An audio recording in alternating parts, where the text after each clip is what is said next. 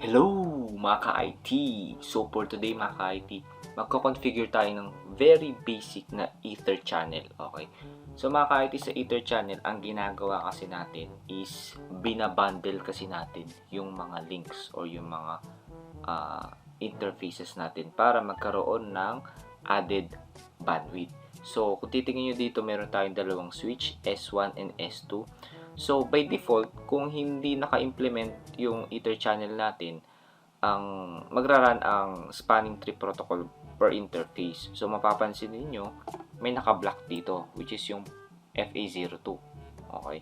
So, kay S1, ang gamit natin is FA01 and FA02. Si S2 naman is FA01 and FA02 din.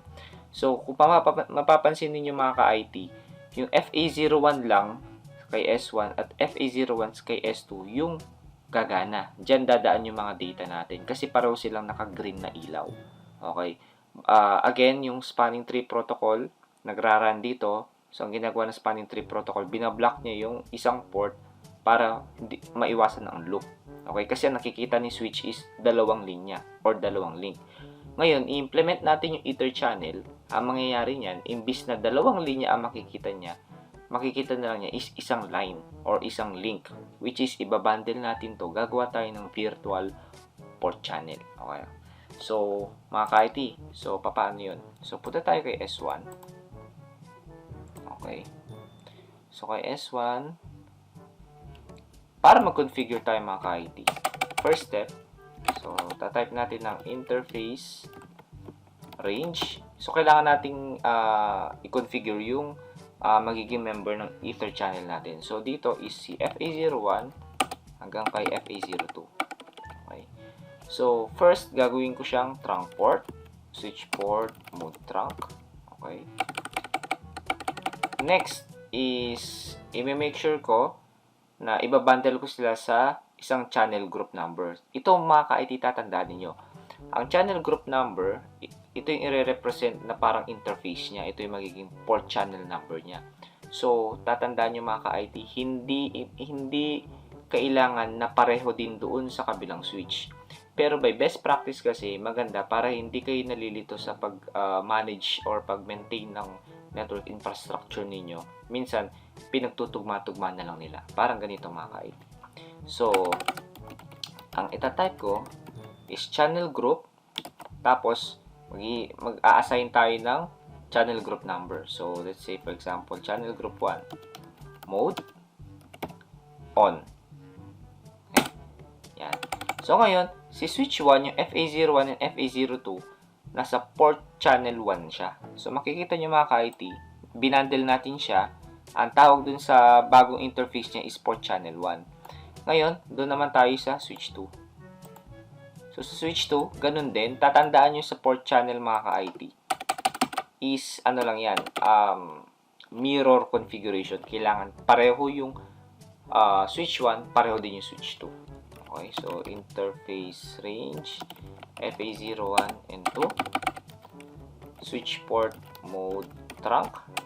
Okay. Bakit natin tinatype ang switch port mode trunk? Lagi nyo lang tatandaan, kapag naka-trunk port, ibig sabihin, pinapadaan natin ang multiple VLANs. Yun yung purpose ng trunk port. Okay? So, mga ka-IT, after ng switch port mode trunk, channel group, okay? Same as our configuration sa switch 1. Again, hindi kailangan pareho. Okay? Pwedeng pareho or pwedeng hindi pareho. So, gagawin ko siyang channel group 2. Okay? Mode on. Again, same configuration. Kung sa switch 1, mode on siya. Yung sa switch 2 din, mode on. Okay, enter. So, mapapansin niyo, sabi niya, creating a port channel interface for channel 2. Yan. So, si switch 2, ang gamit natin is port channel 2. Okay, so ang pangalan ng bago niyang interface is port channel 2. Si switch 1, ang pangalan ng interface niya is port channel 1. So, paano natin ma-verify yun? Punta tayo kay switch 1. Okay. Kung titingnan natin yung show interface status, okay, mapapansin ninyo, meron ng interface na PO1 or port channel 1. Okay. So, isa sa mga pinaka usable na verification sa port channel is yung show Ether channel summary. Yan. So, mapapansin nyo mga ka-IT, isang verification command pagdating sa port channel is yung show Ether channel summary. So, makikita nyo dito lahat ng mga naka-configure ng mga port channel. So, dito kay switch 1, nag-configure tayo ng port channel 1. Okay? Makikita nyo may SU dito. Ang ibig sabihin ng SU, kung titignan nyo sa mga flags niya sa taas, ang big letter S, sabi niya, layer 2. Ibig sabihin ng U, big letter U is in use. So, ibig sabihin, layer 2 siya na port channel, tapos in use din siya. Okay? Tapos, sinasabi rin dito yung sino yung member ng port channel 1 mo or yung interface na ginawa mo sa port channel 1. So, member siya ng FA01 and si FA02. So, mapapansin nyo yung P.